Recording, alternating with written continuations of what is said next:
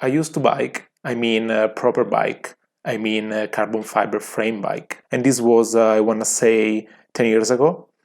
There is something quite empowering in being able to bite through 100 plus kilometers in a few hours by only the strength of your muscles. This was a long time ago though.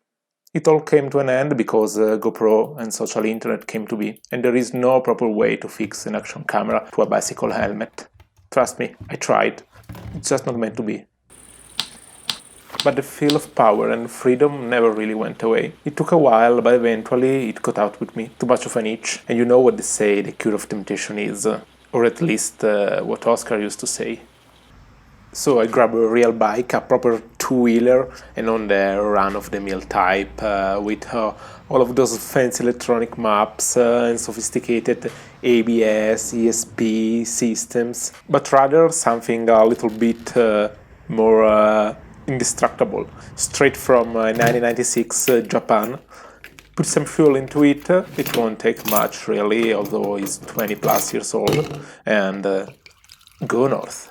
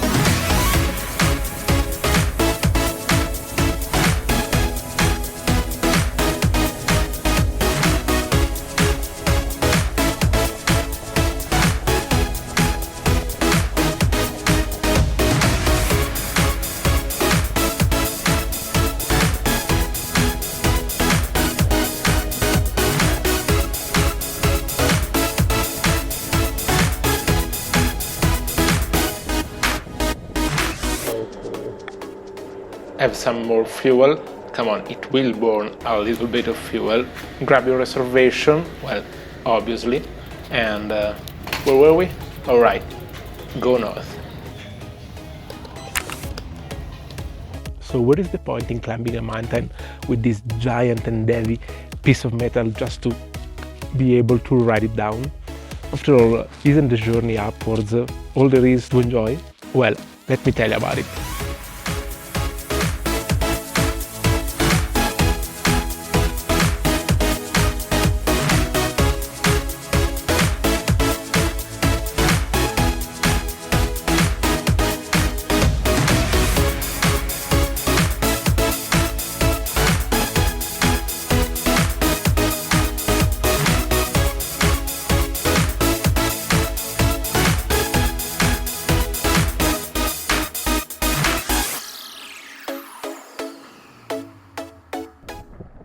This whole idea of gaining a prize is highly overrated anyway. After all, to be worthy of something is not the point at all. If you are in the business of lean and light, of efficiency, you are in the wrong place.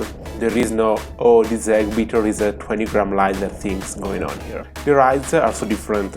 Downhill stuff is pretty useless anywhere else but here. But the giant wheels, the heavy-duty suspensions, the huge disc brakes make all of this possible and also easy.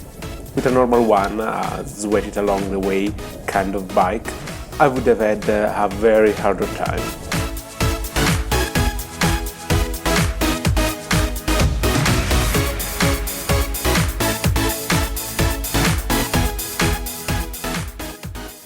It is the same in winter actually. There are those who climb their way up a mountain with a special kind of skis just to ski it down. And I get it, the view is breathtaking and the effort focusing. But come on, there is the lift here. Here is the land of climbing one of the most impervious environments on the planet just for the width of it. There is no gaining, but there are spas you get out of 10 a.m, free buses you can take, and lifts all the way up. If you just feel like here is the land of everything granted, where one can have the cake and eat it too. Of course, this is a little oasis in the sea of very inhospitable places. There are proper hard-to-access spots where our lazy asses cannot get. Look, you can have all the wilderness of the world. Get to your own ground where one can shine. Just, not here. Here is not the land of conquering the top of the mountain, but your own power. Here is the land of blasting down of it, all the way long, just for the hell of it. Being summer or being winter, it's all the same, and I have to admit it, it's a pretty sweet going. Hard on the wrist though. So yeah, why don't you try it? It's alarmingly entertaining, and I'm not talking about this particular activity. You know what I'm talking about. I'm talking about all of those things that you would like to do, but for a reason or another, you never end up doing. You have a bucket of it. I sure as hell do. But yeah, that's just a waste of a perfectly good amount of fun. Anyway, that's it for this small adventure, and cue the night.